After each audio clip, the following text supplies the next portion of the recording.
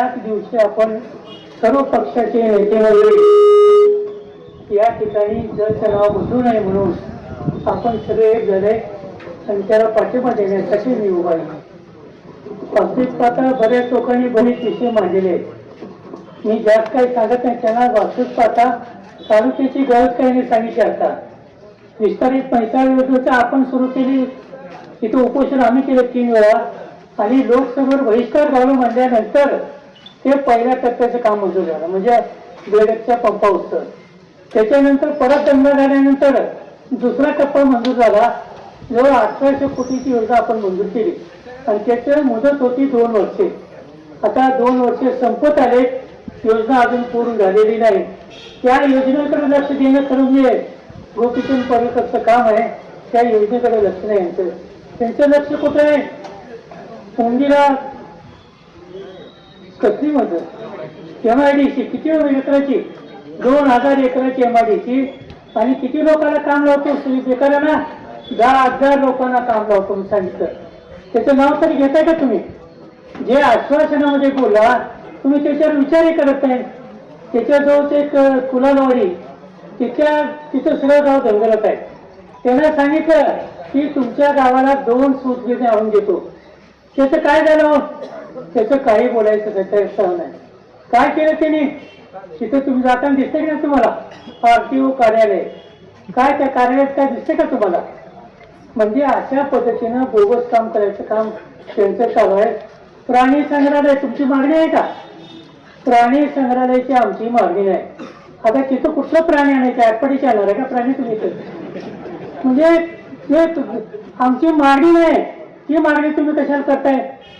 कॉन्ट्रॅक्टरला म्हणे जपायसाठी कोण लोक इथं लोक कोण आहे? तो आटपाडीचे लोक इथं सगळीकडे एजंटगिरी म्हणून काम करतात. तिथे प्रत्येक ऑफिसमध्ये आटपाडीचा माणूस आहे, तो त्यांचा कार्यकर्ता आहे.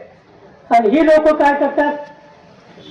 प्रांत ऑफिसमध्ये, तुमच्या तहसीलदार ऑफिसमध्ये, पोलीस स्टेशनमध्ये एजंटगिरीचं काम करतात. त्यांनी एखादं काम निघालं कॉन्ट्रॅक्ट 10% वसूल करायचं आणि काम द्यायचं काम त्याचं चालवायचं.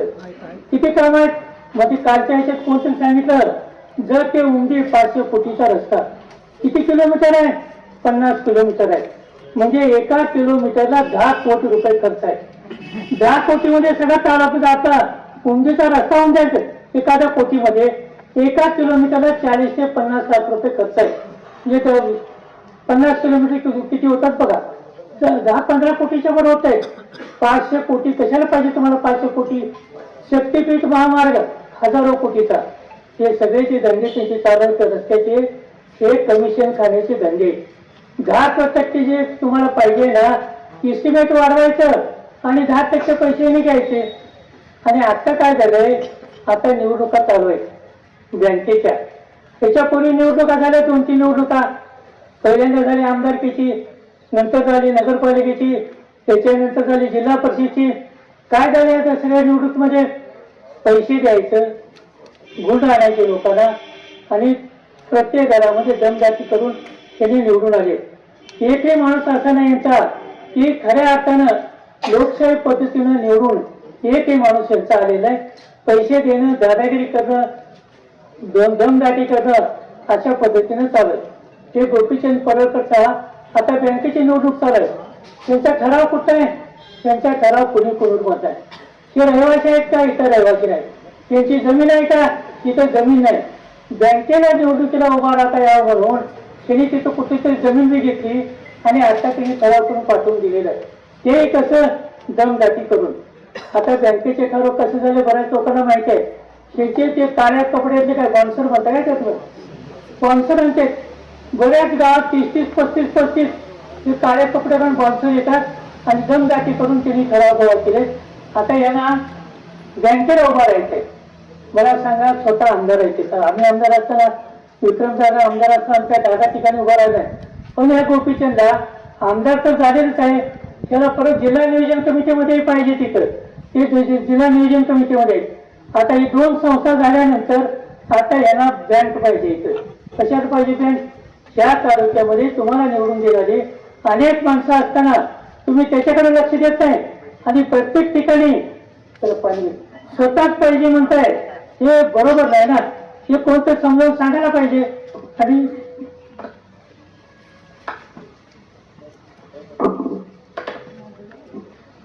हे त्यांना समजावून सांगणार पाहिजे. उलट चाटुगिरी करणारी जी माणसं आहेत ना, काल त्यांनी प्रेस घेतले, त्यांनी एवढी कामं केली, तेवढी कामं केली. कुठली कामं केली तुम्ही? आमच्या काळामध्ये विक्रमदादाच्या कामामध्ये ज्याचा आम्ही पाठपुरावा केलो तीच कामं आता मंजूर होऊन आले का? तुम्ही पाठपुरावा केलेलं उमदीचं झालं ना काम तिथं, आरटीओ नुसतं बोर्ड लागला काय काय पत्ता आहे का तिथं? तुम्हाला जे अधिकारी पाहिजे पैसे घेत आहे आणि त्या अधिकाऱ्याच्या बदल्या करताय. आणि प्रत्येक ऑफिसमध्ये तुमचा आटपाडीचा माणूस पैसे गोळा करणार आहे. ते पैसे तुम्हाला पोचतात हे सगळ्यांनाच माहिती आहे. त्यामुळे असं टक्केवारी गोळा करणारी माणसं कालच्या याच्यात त्यांनी एवढं काम केलं, यांनी कुठलंही काम केलेलं नाही. त्यांची नुसती धापेबाजी चालू आहे. बहुवर्गीकरणाचे विरोध नाव पुकारायची आणि फोटो सेशनचं एक त्यांना फार हे आहे, छंद आहे. कुठेही वाढदिवसाला गेले फोटो आला त्यांचा, एखाद्या लग्नाला गेले त्यांचा फोटो आला तिथे, एखादं उद्घाटन झालं त्याला फोटो आला सगळा. फक्त मैदाच्या ठिकाणी तेवढा फोटो यांचा येत नाही. त्याच्या सगळ्या ठिकाणी गोपीचंदचा फोटो आहे तिथं. आणि कशाला पाहिजे फोटो सेशन तुम्हाला? विधानसभेमध्ये जाताना गोपीचंद पडळकर, मग आम्ही आमदार बाकीचे कोण जात नव्हतो काय का? बाहेरच राहत होतो आम्ही जात होतोच की, दादा पण जात होते. अनेक तिथं 288 आमदार आहेत, सगळे जातातच की. कुणाचं बघितलं का तुम्ही फोटो सेशन? विधानसभेत जाताना अमुक आमदार आहे, त्या गोपीचंद शिवाय कुणाचाही फोटो तिथे येत नाही. म्हणजे फोटो सेशन प्रसिद्धी त्याच्या पलीकडे काय आपण समाजाचा विचार करावा ही त्यांची भावना नाही. पहिल्यांदा देवेंद्र फडणवीस यांनी कौतुक करते. आता सध्या गोपीचंद फार त्यांच्या मागे लागला. देवेंद्र फडणवीसच्या बारामतीला ज्याला उपोषण झालं धनगर समाजाचं, त्याला देवेंद्र भाऊ स्वतः सांगून गेले की पहिल्याच बैठकीमध्ये तुम्हाला धनगराला एसटी मध्ये आरक्षण देतो असं सांगितले. त्याच्यानंतर 10 वर्ष गेले, आता दिलं तर आरक्षण केलं. त्याच्यासाठी खोटी शपथ सुद्धा घेतली त्यांनी विरोबाच्या देवस्थानमध्ये. जो माणूस देवस्थानला फसवतोय, देवाला फसवतोय, ते तुम्हाला फसवायला किती वेळ लागतील त्याला? आता एकच धंदा चालाय, ते बॉन्सर आणायचे, सराव करून घ्यायचे, लोकांना दमदाटी करायचं, लोकांना पैशात मोजायचं, ही त्यांची खास खासियत आहे. आणि त्यामुळं आता जग मगाच कोणतरी बोललं, थोडे बोललं, आज इथं डफळापूरला काय चालू आहे, रावणगुंडीला काय चालू आहे, मुत्संडीला काय चालू आहे, प्रत्येक ठिकाणी क्लब चालू आहे. आणि ते क्लब कोण चालवतात? तर त्या शहरातली माणसं चालवतात. त्यांना प्रत्येकाला महिना 1 लाख रुपयाचा हप्ता आहे. हे हप्ते कशासाठी? हे आता दंगल करण्यासाठी, दमदाटी करण्यासाठी यांचे हप्ते चालू आहेत. तिथल्या पोलीस स्टेशनला माहिती नाही तिथं क्लब चालू आहे. तिथं त्या डफळापुरात एवढा भारी क्लब चालू आहे. तिथं कॅसिनो चालू आहे, 3 पत्ती चालू आहे, रमी चालू आहे आणि अंदरबार चालू आहे. एवढा मोठा तिथं धंदा चालू आहे. तिथं आता यालाच अंदरबार करायचं पाहिजे. एवढं जुगाड चालू आहे तिथं. का तुमचं लक्ष नाही येतं? म्हणजे याच्यामध्ये इथं जग शहरामध्ये नशिले पदार्थ जेवढे आहेत तेवढे विकले जातात. कसे विकले जातात? पोलीस स्टेशनला हप्ता द्या, संबंधित पोलीस स्टेशनला द्या, देवा एसपीला द्या, एसपीच्या ते डीबी बँक त्यांना द्या आणि फारच पद्धतर आणि कुणाला द्यायचे द्या, आमदारांना द्यायचे द्या. आणि ह्या सगळे जे हप्ते चालतात, आमदाराचा सहभाग असल्याशिवाय हे हप्ते चालतात का? तुमची भागीदारी एक ते एकदा जाहीर करा ना तुम्ही. आणि जर भागीदारी असेल तर ते मान्य करू आम्ही तुम्हाला. म्हणजे प्रत्येक काळ्या धंद्यामध्ये, प्रत्येक गुन्हेगारी करण्याला तुमचा सहभाग आहे. तुम्ही ज्या ज्या ठिकाणी निवडून आला त्या त्या ठिकाणी गुन्हेगारी, पैशाचा आणि शासकीय यंत्रणेचा वापर केला तुम्ही. मध्यंतरी आमची काही लोक सभासद घेऊन कुंभारीला गेले होते. कुंभारीला तर 2 पोलीस घेऊन गेला तिथं आणि त्या लोकांना परत बोलवून आणला आणि ते ठराव करून घेतला. म्हणजे प्रत्येक ठिकाणी हे स्वतःचे गुण, शासकीय यंत्रणा, पोलीस यंत्रणा सगळे तुम्हाला मदत करतील आणि म्हणून तुमचे कौतुक चालू आहे. पण हे जग तालुक्यामध्ये ज्या दिवस चालत तेवढं लक्षात ठेवा. हे सगळ्याला माहित आहे. देवभूमी कुठं? आता मला सांगा, आपल्या इथं कुंभमेळा चालू आहे नाशिकला, त्याच्या आधी प्रयागला झाला. प्रयागमध्ये ज्यावेळेला कुंभमेळा झाला त्याच्यानंतर त्या पाण्याचं परीक्षण केलं गेलं. हे कुणी गव्हर्नमेंटच्या लॅबोरेटरीनं परीक्षण केलं. काय सिद्ध झालं त्याच्यामध्ये? त्या गंगेच्या पाण्यामध्ये माणसं टाकलेली विष्ठा आणि मूत्र म्हणजे लघवी ह्याचंच प्रमाण इतकं जास्त आहे की ते गंगेचं पाणी आंघोळ करायच्या सुद्धा लायकीचं नाही. मग पिण्याचं पाणी सोडून द्या. म्हणजे त्या कुंभमेळ्यामध्ये एवढं घाण पाणी असते हे करायचं पाप तुम्हीच केलं ना. आता नाशिकचा कुंभमेळा मला वाटतं 30 ते 35 हजार कोटी खर्च आहे. कशाला पाहिजे खर्च? तिथं महाजन आहे, तिथं काय तो गिरीश महाजन, नुसतं त्यांच्याच माणसाला कॉन्ट्रॅक्ट द्यायचं. जसं आता इथे जतमध्ये चालू आहे, जेवढी काय किरकोळ कामं निघतात ती सगळे आटपाडीचे लोक येतात आणि तेच कामं करतात आणि आमच्या जतच्या लोकांना कुठलीही कामं नाहीत. मग मजूर सोसायटी असो, कॉन्ट्रॅक्टर असो, कुणी असो, सगळी कामं आटपाडीचे लोक नाहीत. तसं या गिरीश महाजनने नाशिकमध्ये जी काम चालू केले आता प्रचंड मोठ्या प्रमाणात भ्रष्टाचार होणार आहे. तिथे रस्त्याच्या कामामध्ये भ्रष्टाचार, देवस्थानच्या कामामध्ये भ्रष्टाचार, सगळीकडे भ्रष्टाचार करायचे. आज राम मंदिर तुम्ही बांधला, तिथं 1200 कोटीचा भ्रष्टाचार झाला, हे त्यांच्या चौकशीच्या ह्याच्यात सांगितले. कुणी केला तो 1200 कोटीचा? जे RSSची माणसं आहेत ते लोक, त्या 4 लोकांनी त्या 1200 कोटीचा भ्रष्टाचार केला, ते चौकशीमध्ये सिद्ध झाले. मग अशा पद्धतीनं याचा जो भ्रष्टाचार करण्याचं काम आहे त्याच्यासाठी यांना देवस्थानची मदत पाहिजे.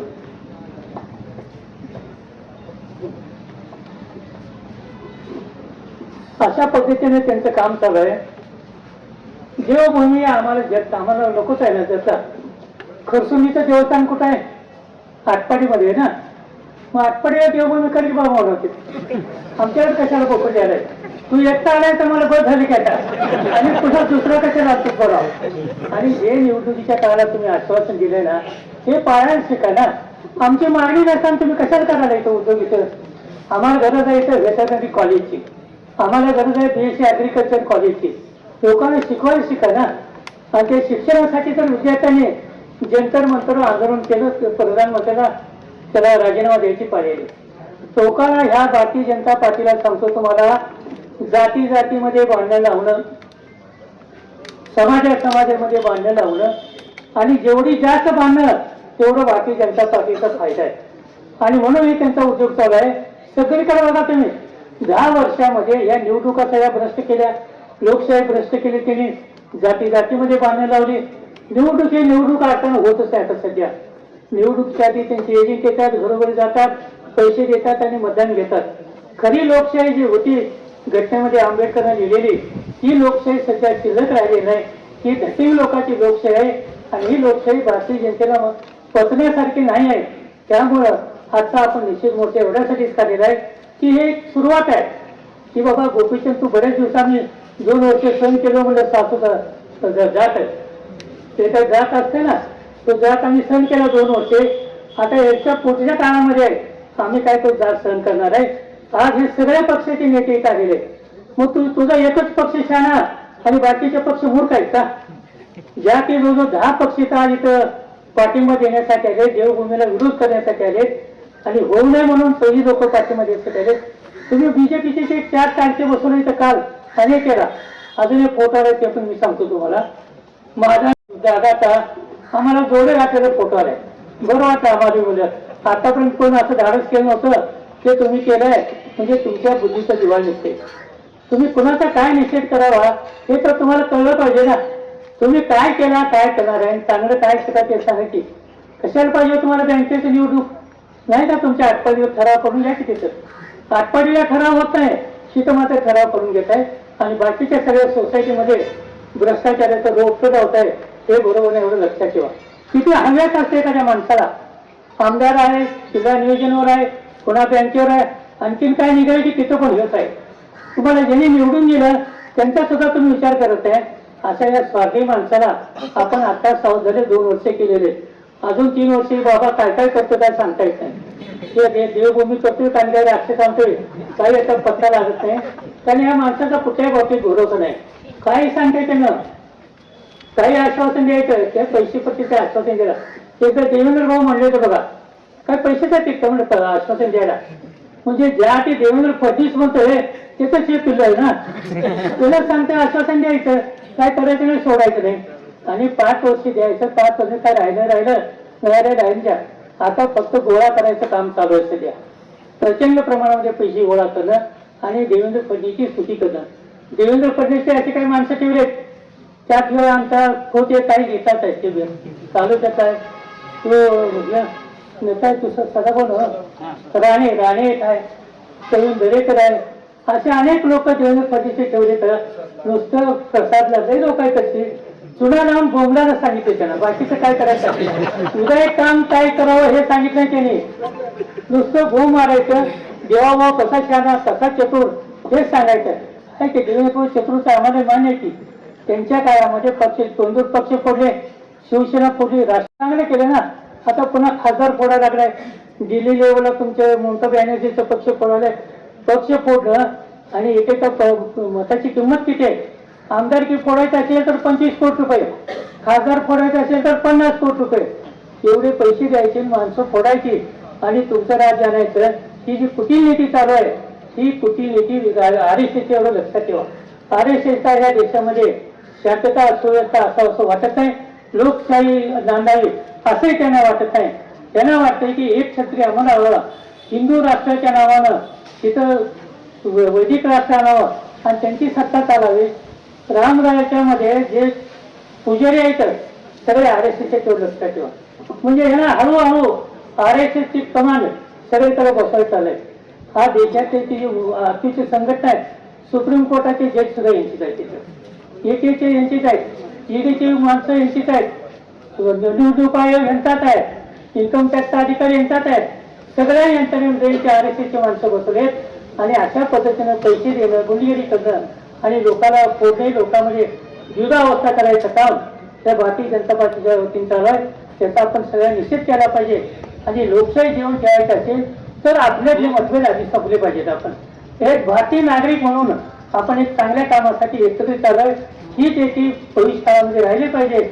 आणि हे जे BJPचं काळाबाजार चालू आहे आणि अशी जी छोटे गोपीचंद पडळकर सारखी माणसं त्यांना घरी बसवण्याचं काम, आपल्याला 3 वर्ष वाट बघण्यापेक्षा आपण आता एवढं आक्रमक झालं पाहिजे की त्यांच्या बॉन्सरला आपण 1-2 बॉल देऊन मोकळ केलं पाहिजे.